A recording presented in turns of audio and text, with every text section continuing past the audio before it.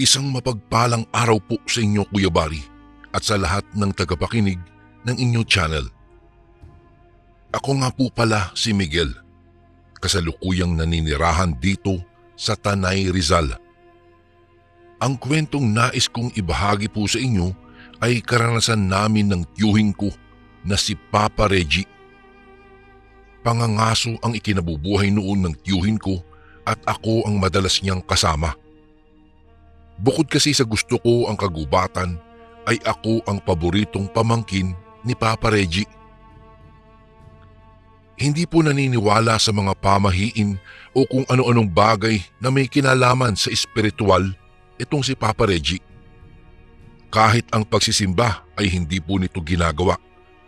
Katwiran niya ay kung totoo ang mga reliyon, bakit magulo pa rin ang mundo at marami ang masasamang tao? Taong 1986, 16 na taong gulang pa lang po ako noon, ay inaya ako ni Papa Reggie na mangaso sa darating na mahal na araw. Sinubukan kaming pigilan nila lolo at lola pero hindi nakinig itong si Papa Reggie. Maging ang mga magulang ko ay hindi ako pinayagan, pero tumakas ako para makasama lamang ang aking tiyuhin. Miyerkules Santo ng umaga ay umalis kami ni Papa Reggie. Isang parte ng bundok ng Sierra Madre ang tinungo namin na ayon sa kanya ay marami daw baboy ramo.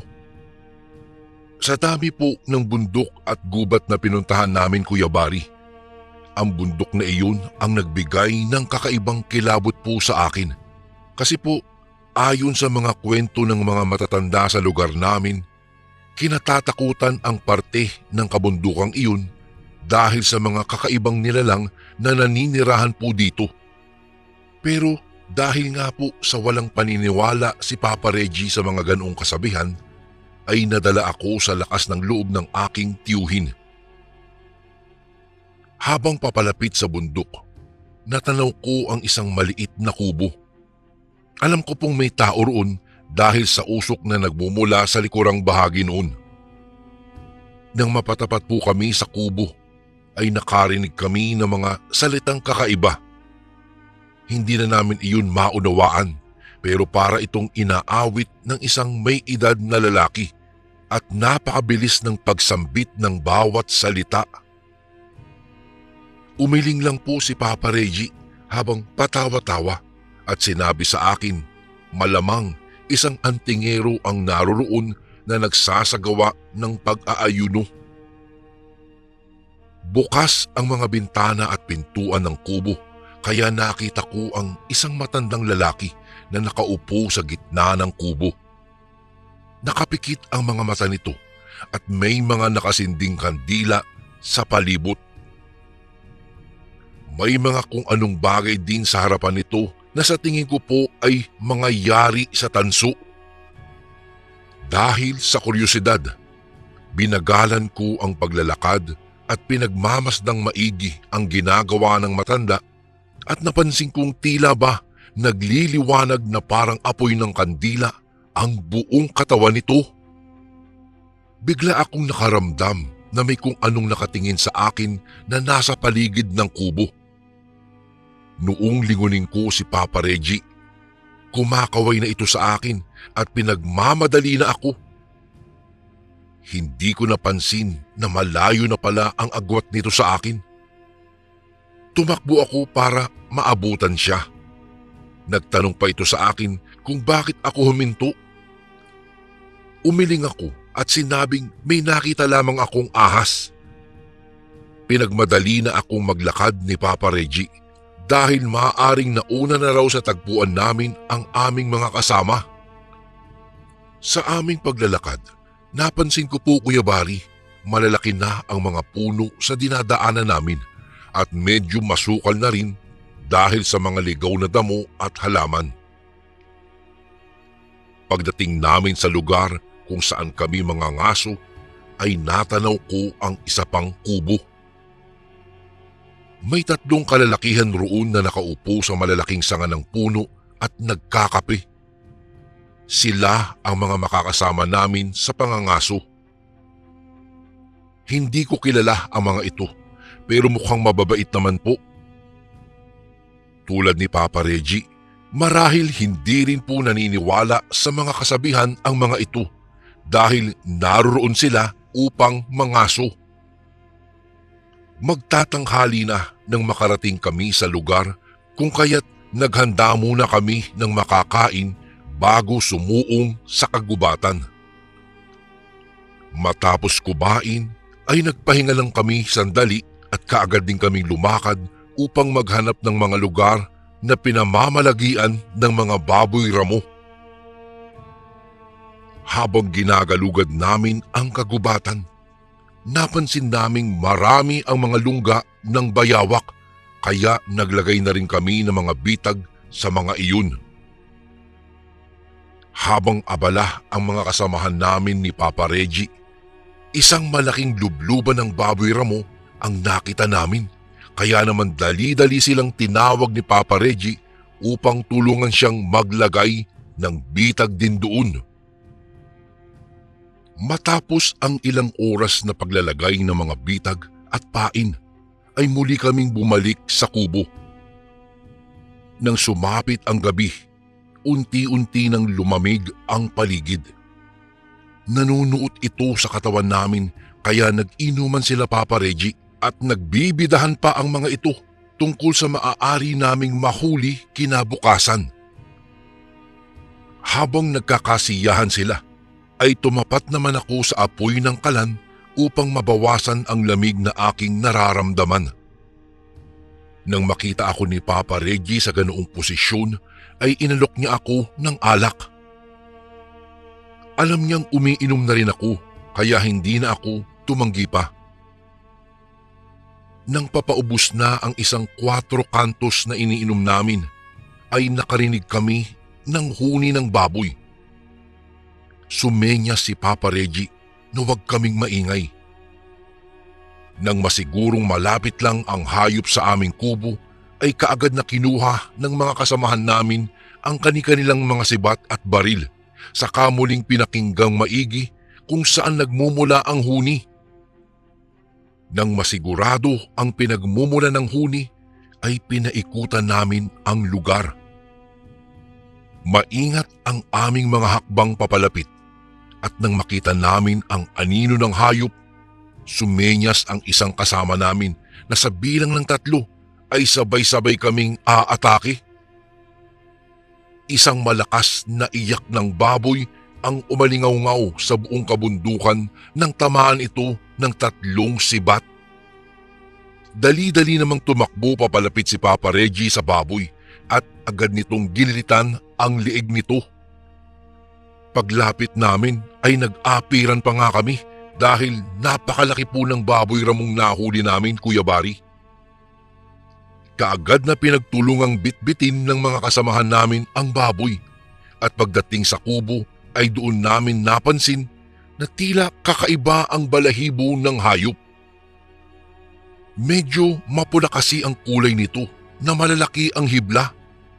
Mas mahahaba sa normal na balahibo ng ganoong mga hayop.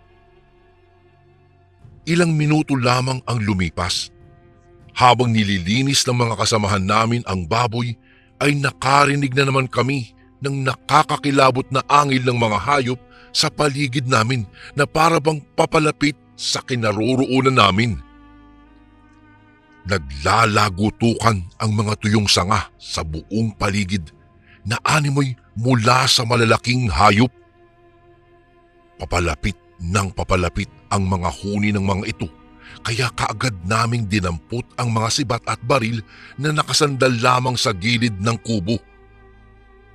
Kanya-kanya kami ng pwesto habang hinihintay ang lalabas sa kasukalang nakapaligid sa kubo. Habang nagpapalinga-linga kami, ay bigla akong napatingin sa baboy na nililinis namin kanina lamang. Halos mapasigaw ako dahil nagbago ang katawan ng hayop na nasa lamesang kawayan. Mas humaba kasi ang ulihang paa nito at ang sa unahan naman ay naging parang mga kamay ng tao pero baboy pa rin po ang ulo nito. Napamura si Papa Reggie Nang makita ang pagbabago ng hayop, kaya kaagad niyang kinuha sa loob ng kubo ang kalibre 45 baril at ikinasa. Kuya Bari, nanlalambot na noon ang mga tuhod ko at nanunuyo na rin ang aking lalamunan dahil sa tindi ng aking takot. Alam kong may kakaibang mangyayari ng mga oras na iyon. Hindi ko lang mawari kung ano.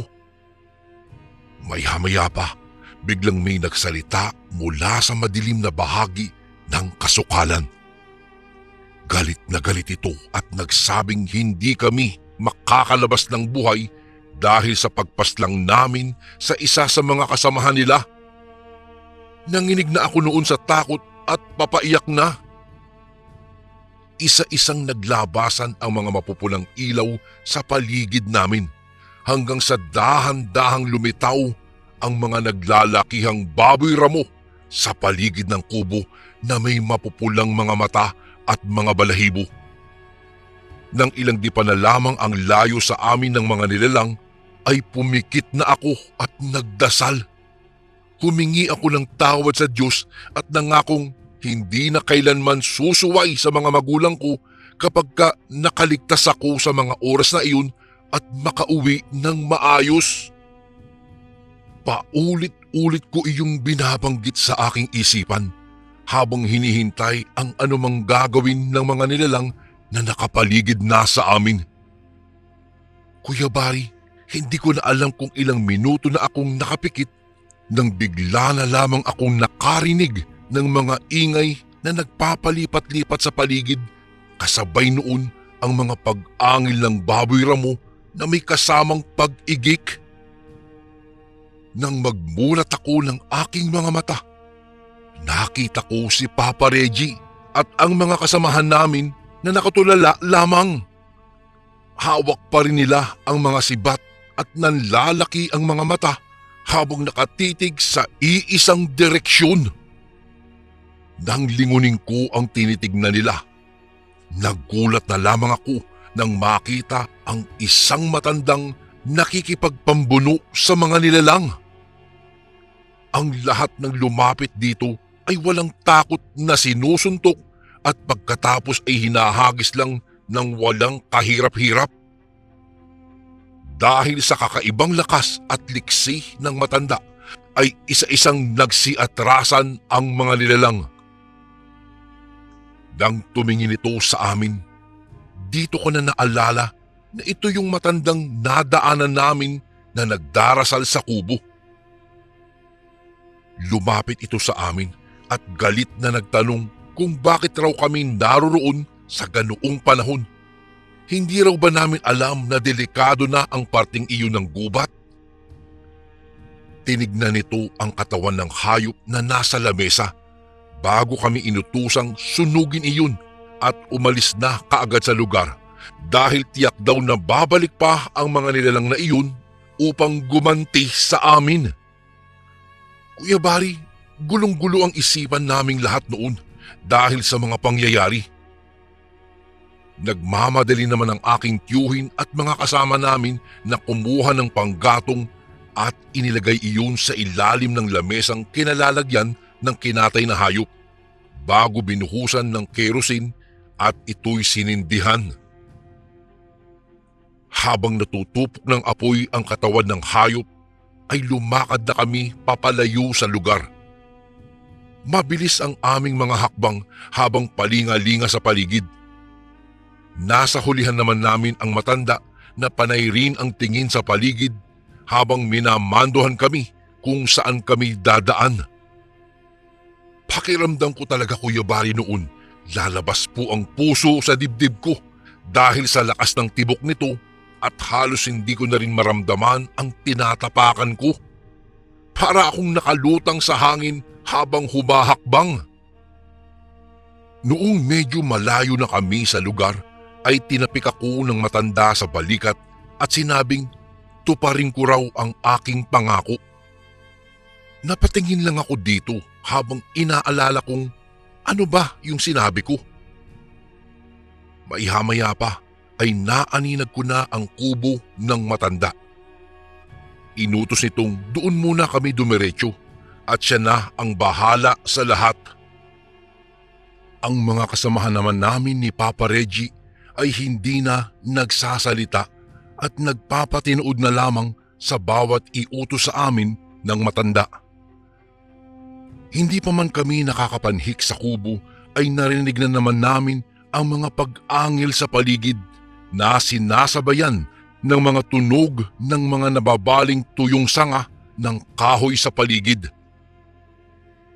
Hindi pa man kami nakakaupo ay muli na namang napuno ng pag-angil ng mga galit na mga hayop ang paligid. Nanginginig na kaming lahat sa takot ng mga oras na iyon, Kuya Bari, pero sinabi ng matanda na hindi raw makakalapit ang mga aswang sa kubo dahil malakas ang poder na inilagay niya rito. Hindi ko nauunawaan ang iba pang sinasabi nito dahil mas nangingibabaw po sa akin ang takot. Nagpaningas ng apoy sa dapugan ang matandang kasama namin at naglagay ito ng mga sanga ng punong kahoy na may kakaibang amoy. Tinawag din ito sila Papa Reggie at inutusang manaog muna upang makatulong sa kanya. Ipinalapag nito ang mga sibat at itak na dala namin. Pinahiran ito ng kung anong uri ng langis at pagkatapos noon ay nag-usal ito ng mga kakaibang salita na tila ba umaawit. Kuya Bari, habang ginagawa po ito ng matanda, ay unti-unti na namang naglalabasan ang mga mapupulang liwanag sa paligid at palakas na din ng palakas ang pag-angil ng mga hayop na parang anumang oras ay aatake na ang mga ito. Noong huminto sa kanyang ginagawa ang kasama naming matanda, ay isang matandang lalaki ang natanaw kong lumabas sa isang malaking puno. Napalingon kaming lahat dito. Nang tamaan ito ng liwanag ng sulo sa kubo, ay kitang-kita namin sa mukha ng matanda ang matinding galit, sapagkat nagtatangis ang bagang nito habang walang kurap na nakatitig sa amin. Sinalubong ito ng matandang kasama namin at tinanong kung ano ang pakay nito. Tinitigan kami isa-isa ng galit na matanda at inutusan nito ang matandang tumulong sa amin na ibigay na daw kami dahil pinatay namin ang isa sa mga kalahi niya. Tumawa lamang ang matanda at sinabi nitong bakit hindi siya ang kumuha sa amin. Lalo po akong nakaramdam ng matinding takot at halos mapaihina ako sa salawal dahil sa sinabing iyon ng matandang tumulong sa amin. Hindi umimik ang matanda. Umatras lamang ito hanggang sa lamunin ng kadiliman. Naglakad naman pabalik ng kubo ang matandang nagligtas sa amin at sinabi nitong siya na ang bahala sa mga aswang na iyon. Pero ilang sandali lamang ang lumipas ay isang malakas na tunog ang narinig namin. Nabutas ang bubungan ng kubo. Lumusot mula roon, Kuya Bari, ang isang malaking sanga ng punong kahoy. Kitang-kita ko ang panginginig ng mga braso ni Papa Reggie at ng iba pa naming kasama. Ako naman po ay napahawak na lamang sa braso ng aking tiyuhin. Nagalit ang matandang kasama namin at nagmura ito bago lumabas ng kubo. Isa-isang iniabot ng matanda sa amin ang mga sandatang pinahiran niya lang kanina ng langis. Iniutos nitong ang sinuman o anumang lumapit sa kubo ay huwag kaming magdalawang isip na atakihin ito. Matapos magbilin ay naglakad siya papalayo at tinungo ang madilim na bahagi ng kagubatan. Seryoso ang mukha nito at hindi man lang kakikitaan ng takot, Kuya Bari. Bit-bit nito ang isang punyal at botelya ng langis. Pakiramdam ko noon, Kuya Bari, ay parang walang laman ang aking ulo at nanlalamig ang buo kong katawan. Nahihirapan na rin akong huminga kaya biglang nagdilim ang aking paningin.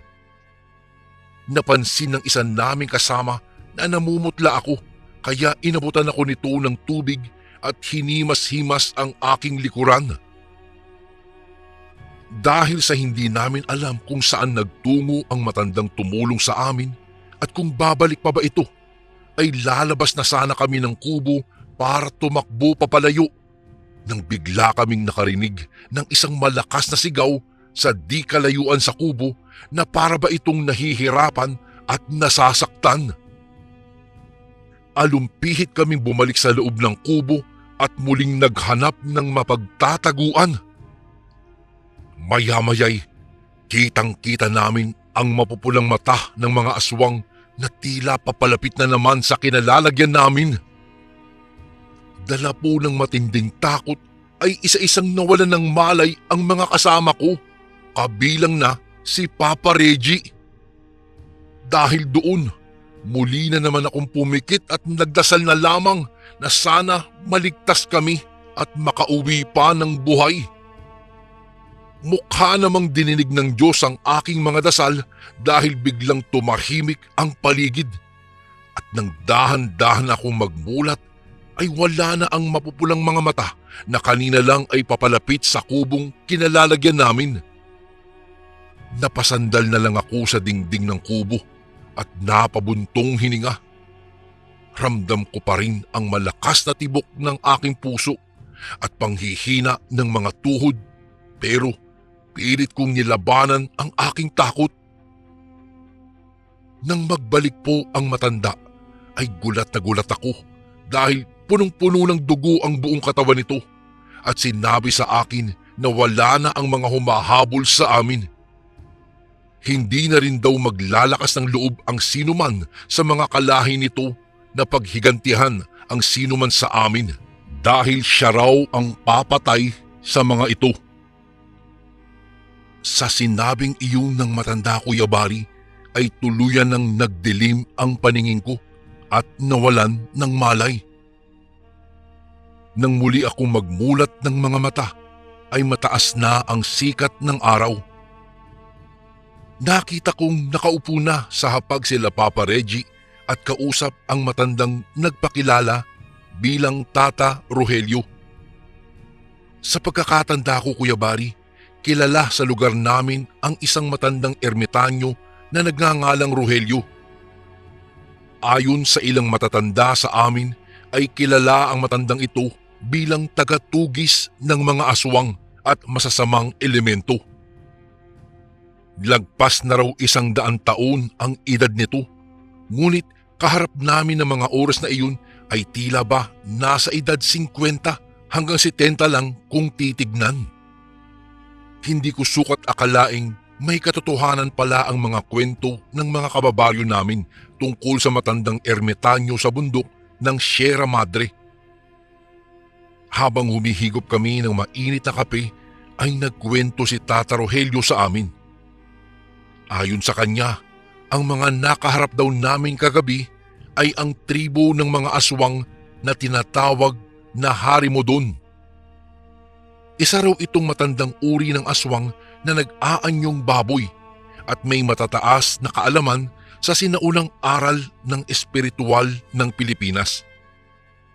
Delikado din daw ang laway nito dahil maaaring mahawa sa pagiging aswang ang mga taong madadampian lamang ng laway ng mga ito. Mabuti na lang daw at hindi namin kinain ang napatay naming baboy, Ramo.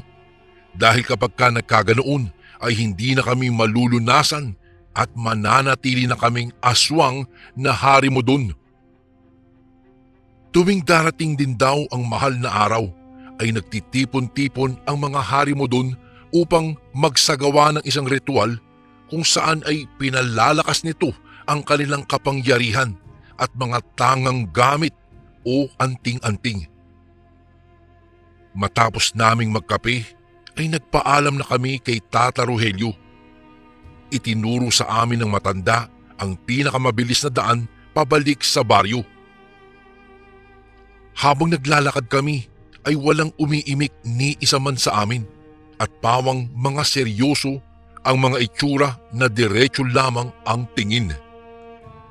Nang makarating kami sa bahay, ay galit na galit sila lolo at lola kay Papa Reggie at maging ako man ay nasermonan din ng mga magulang ko dahil sa ginawa kong pagtakas sa kanila.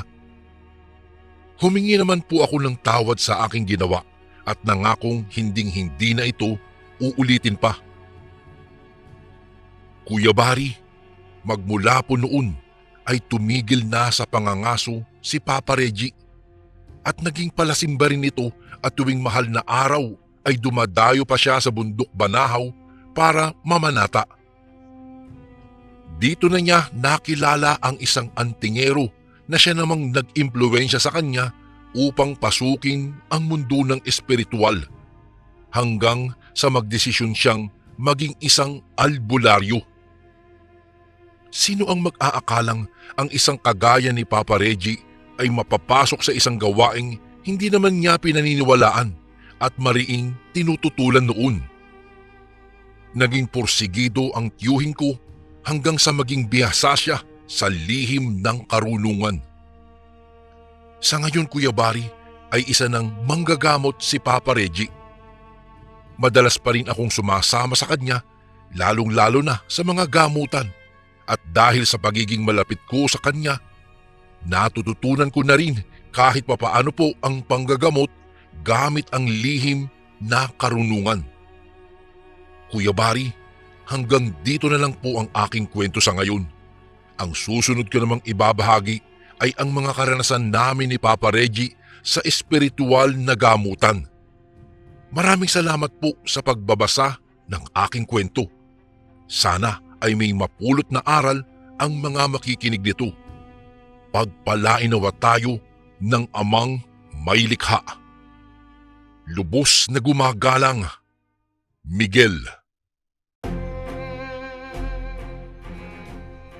And again, maraming salamat po mga kasundo. Don't forget to subscribe and i-click nyo lang po yung bell na button para updated po kayo sa mga upcoming videos namin na paparating. Maraming salamat po ulit. God bless and ingat po lagi dyan. Ito po si Kuya Bari at ako ang sundo.